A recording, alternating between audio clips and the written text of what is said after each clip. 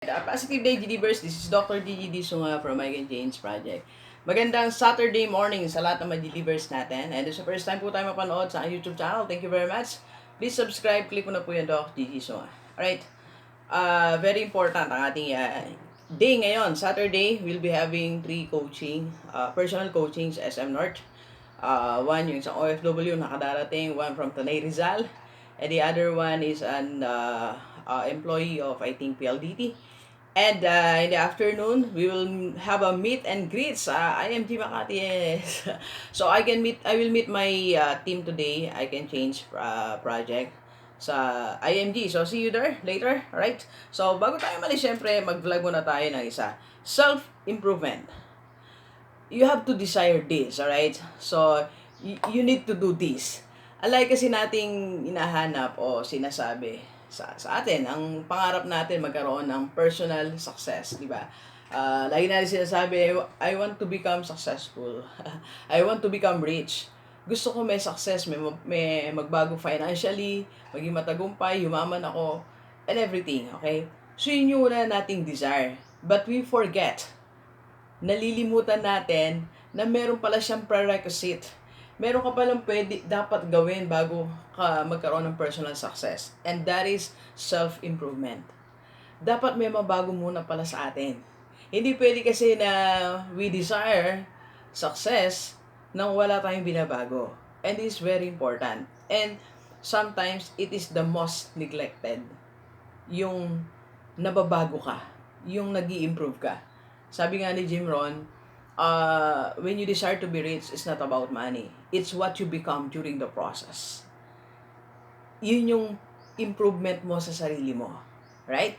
So, paano nga ba, Doc G? Ano ba yung dapat kong improve? So, and how tayo mamaya. Right? So, 2 parts tayo. Unahin na natin yung ano ba yung dapat nating improve para tayo magkaroon ng personal success.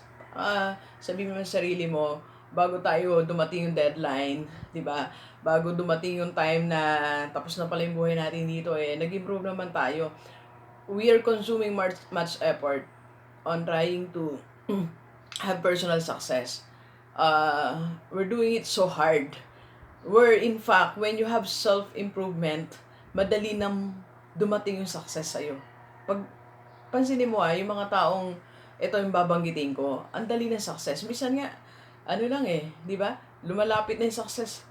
Kailangan mo lang muna self-improvement. Mahirap maging successful. Halimbawa, one example to concretize this. Yung taong tamad, yung matamad, okay?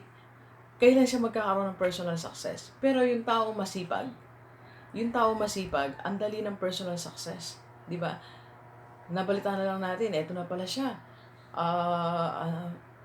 Meron na siyang business, meron siyang investment, may sakyan na siya.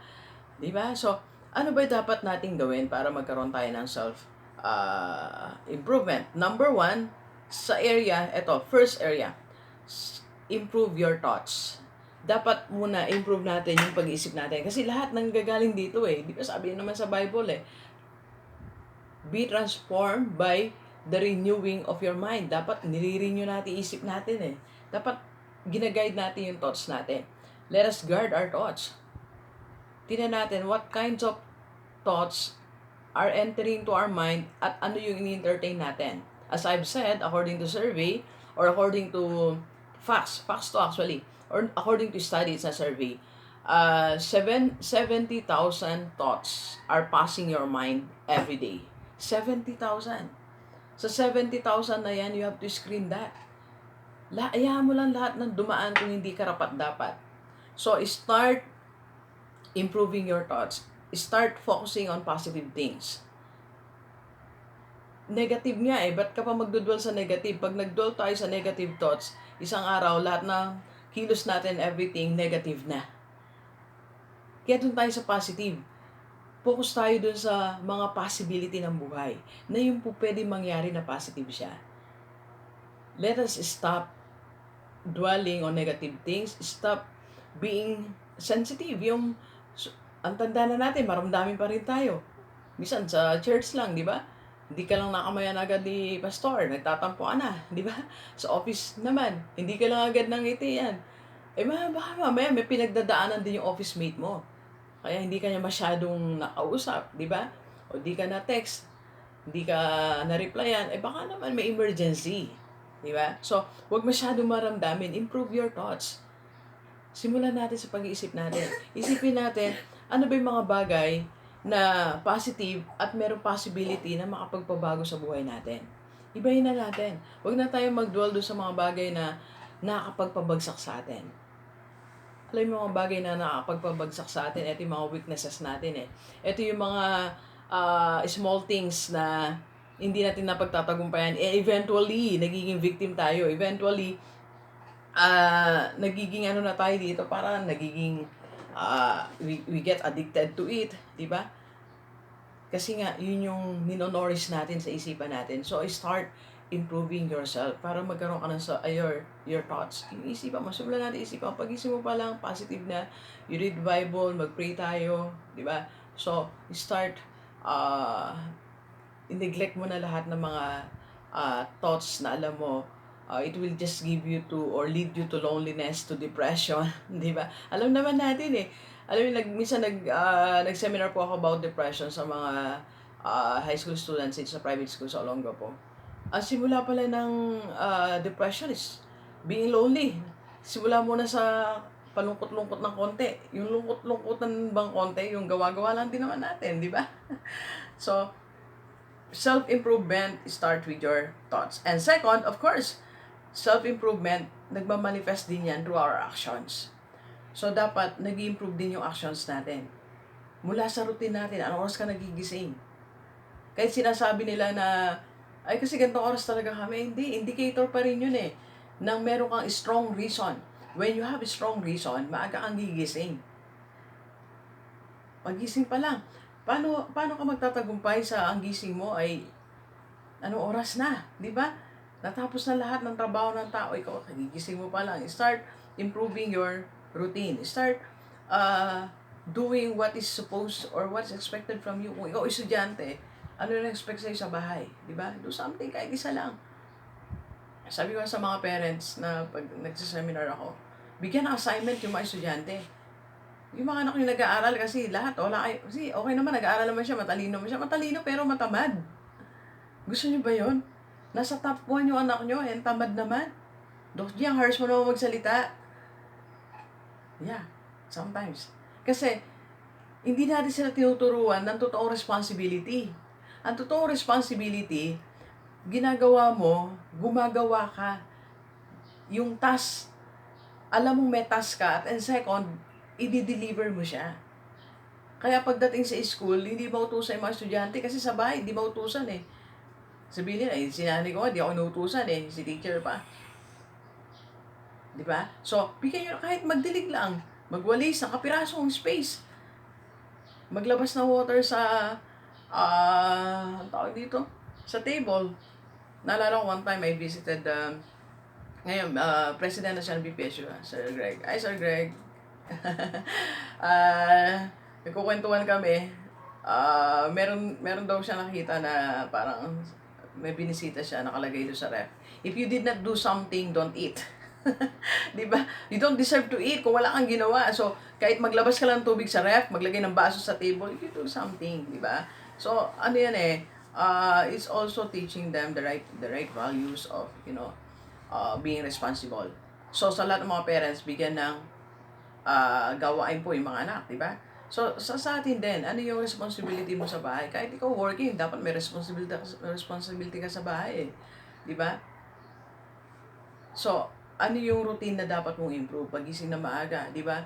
Yung system mo, kailangan lagyan mo rin system yung sarili mo. In your workplace, dapat may system ka din. Pagdating mo, anong dapat mong gawin? Di ba? Anong action pinapakita mo? So, improve your actions sa mga kilos natin. Dapat nakikita dyan, nagpa-prioritize ka ng task, nagpa-prioritize ka ng mga dapat mo gawin sa school, sa company, and then sa bahay. Alright? So, and third na dapat mong improve, yung self-improvement is yung improving your reliability index. Yung Pag meron tayong, pag merong pinagawa sa'yo, okay, dapat ginagawa natin. Na-expect nila na darating ka ng ganong oras. Dapat nandito, kagaya ngayon, no? Alis kami, 6:30, wala pa tayong driver ko. Wala pa ba, Care? Wala po. O, wala pa, di ba? Kung ikaw ay driver, okay, so 6:30 alis nyo, dapat nandito ka na ng 6:50, di ba? Medyo check mo na yung sasakyan, dapat running na kami ngayon eh. Wala pa, di ba? So, self-improvement. O, paano mo siya kukunin next time? Di ko alam, kukuhanin ko pa siya next time. Do second time niya na to eh. Di ba? Di po kasi ako pa marunong mag-drive sa Manila eh. So, sa company, alam nila, may event kayo. 5 a.m. ang call time. Nauna pa yung boss mo sa'yo. 5 a.m. Doon ka palang palis ng bahay. Doon yung malapit lang naman. Malapit lang. Dapat before 5, nandun ka. Reliability index and dependability index. Dependable ka ba pag kailangan. That's dependability index. Reliability index. Di ba? So, pag inaasahan tayo, yung gawa natin, dapat nandun. Tama ba yung ginagawa natin? Reliable ba yung mga pinagsasabi mo? Ni-report mo? Di ba? So, that's self-improvement. Nag-improve tayo unti-unti para nagkakaroon tayo ng success. Kasi, alam nyo, kung ako yung boss pag nakita mong napaka-masigasig naman itong, mo na to, di ba? Po-promote. Alam nyo, sa school namin, meron kami masisipag na mga teachers. Marami, actually, lahat.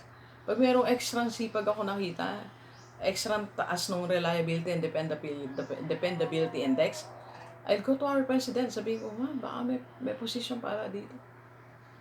Pag nagkukwentuhan kami, sabi niya, G, ito ba pwede? Yes po, sipag po kasi niya, ang agang dumarating. Tama yung mga ginagawa niya, di ba? Alright? By the time na kailangan ng isang tao sa office mo, they are looking for someone to be promoted. Baka ikaw may spatan, di ba? Kasi aga mo dumating eh. Di ba? Ang saya mo pa. Alright? Then, number 4 is self-improvement. Yung improve din natin yung interpersonal relationship natin. Interpersonal skill. Paano ka ba maipag-usap mula sa mga office mate mo? Kahit nasa pamilya di ba? May mga magulang, sabi ng mga estudyante sa akin, Dok, nanay ko kasi panay galit eh. Ba't panay galit? Paano ako sinasabi, galit na po. Di ba? Isang salta pa lang ng galit na agad, di ba? Sa bahay pa lang, galit na. Lalo sa trabaho. Hindi alam paano makipag-usap, di ba? Mainit na yung ulo ng class. Ay, Care? Halika. Mainit na yung ulo ng kliyente, mas mainit pa yung ulo mo. Mainit na yung ulo ng customer, mas mainit pa yung ulo mo. Baka mo ito mo. So, that's interpersonal skill. So, improve natin yung ating, alis mo lang siya. Hindi si Kles. Opo, nalay na po. So, that's interpersonal skill. Di ba? So, yun yung dapat natin i-improve, yung interpersonal skill. Right? So, try to be more, hindi yung parang nasabi mo, di ba? Be open to negotiation. Di ba? Be open to new ideas. Di ba? Para maayos yung pakipag-usap natin. Di ba? Alright, and number 5, self-improvement, your perspective in life. Kailangan nakikita din natin yan eh. Diba po, nakikita mo, Doc G, ang daming problema eh.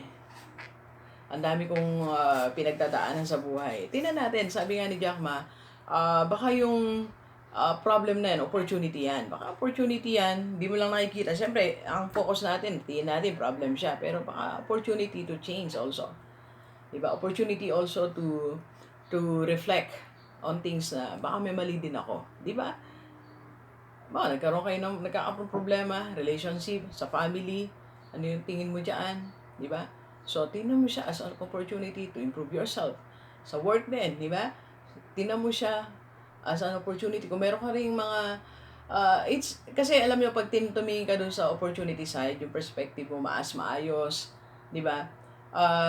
Mas nakikita mo yung positive. And when you see positive things, you are being open to new things, yung mga suggestions and everything. So, it's changing your perspective in life.